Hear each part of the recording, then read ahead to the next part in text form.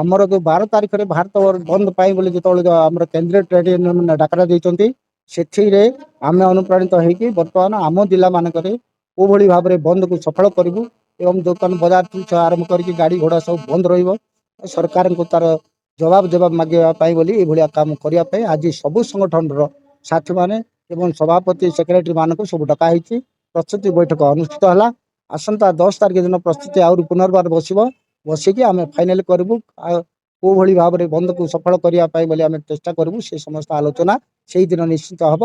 ଆଜି କେବଳ ପ୍ରସ୍ତୁତି ବୈଠକରେ ଆଲୋଚନା ହେଲା ଶ୍ରମ ଆଇନ ଯୋଉ ସଂଶୋଧନ କରିଛନ୍ତି ପ୍ରଧାନମନ୍ତ୍ରୀ ଯୋଉଭଳି ଭାଷଣ କରୁଛନ୍ତି, ବିଭିନ୍ନ ଜାଗାରେ ଯୋଉ ପ୍ରକାର ଶ୍ରମିକ ମାନଙ୍କ ଉପରେ ଆକ୍ରମଣ କଲା ଭଳିଆ ଭାଷଣ ମାରୁଛନ୍ତି, ତାର ପ୍ରତିବାଦରେ ଆମେ ଆନ୍ଦୋଳନକୁ ଆହୁରି ଜୋରଦାର କରିବା ପାଇଁ ବୋଲି ନିଷ୍ପତ୍ତି ନେଇଛୁ।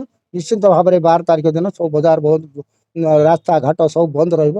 ସେଥିପାଇଁ ବୋଲି ଆମେ এই ନିଷ୍ପତ୍ତି ନେଇଛୁ। ଆଜି 19ଟା ଦାବି ଅଛି। 19ଟା ଦାବି ଭିତରୁ ଏକରେ ଚାଷୀ ଏବଂ ଶ୍ରମିକ ମାନଙ୍କର, ଚାଷୀ ମାନଙ୍କର ଯୋଉ କଟନୀ ଛଟନୀଠୁ ଆରମ୍ଭ କରିକି ଧାନ କ୍ରୟ କରିନାହାନ୍ତି ଏବଂ ତା ସହିତ ତାଙ୍କର ଟୋକେନ୍ ମିଳିପାରି ନାହିଁ। ଏ ସମସ୍ତ କଥାକୁ ନେଇକି ତାଙ୍କ ଚାଷୀର କାମ ଗଲା। ଶ୍ରମିକ ମାନଙ୍କ ଉପରେ ଯୋଉ ଆକ୍ରମଣ କରୁଛନ୍ତି, ୟୁନିୟନ ମାନେ ଯଦି 100 ଜଣରୁ କମ ହେଲେ ୟୁନିୟନ କରିପାରିବେନି, ତାଙ୍କ ଦାବି ହାସଲ କରିପାରିବେ ନାହିଁ। ଏସବୁ କଥା ଗୁଡାକୁ ନେଇକି ଆଜି ନିଶ୍ଚିତ ଭାବରେ ଆଲୋଚନା କରାହେଇଛି। 10 ତାରିଖ ଦିନ ପୁନର୍ବାର ଆହୁରି ଆଲୋଚନା କରାହବ। 12 ତାରିଖରେ ନିଶ୍ଚିତ ଭାବରେ କୋରାପୁଟ ଜିଲ୍ଲା ବନ୍ଦ ରହିବ।